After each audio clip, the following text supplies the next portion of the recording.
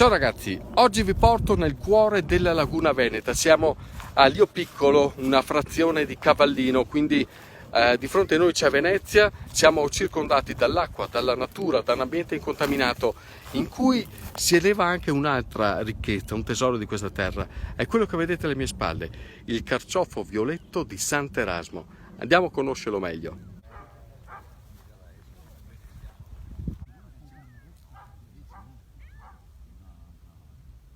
Queste sono le famose castraure, il primo fiore del carciofo che spunta intorno ai primi di aprile.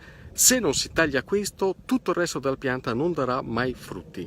Il taglio è un'operazione molto delicata perché deve anche comprendere un pezzo di gambo e bisogna lasciare le 4 foglie che circondano il frutto, quindi un lavoro davvero certosino. Pensate che va fatto su ogni pianta, una per una, e qui ce ne sono 12.000, non ci si annoia. E poi il destino naturale del violetto di Sant'Erasmo ovviamente è la cucina. Guarda che roba qua!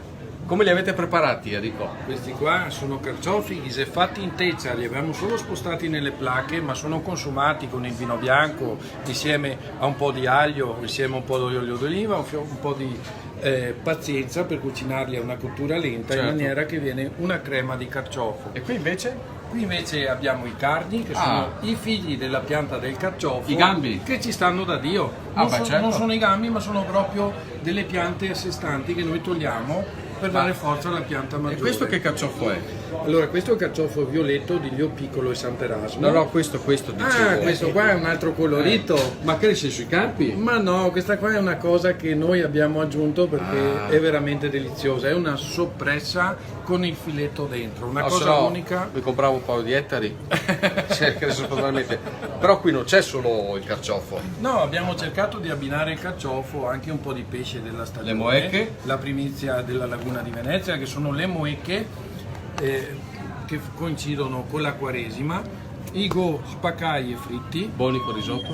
Anche spaccai e fritti. Oggi li mangiamo così, purtroppo ti devi sacrificare. Pazienza. E poi abbiamo le acquadelle, noi che chiamiamo anguè, che è un pesciolino di laguna che risale adesso dal mare per molare le uova e fare la riproduzione. Le vedete queste 4 facce? Sono i 4 agriturismi locali aperti alla gastronomia di Lio Piccolo.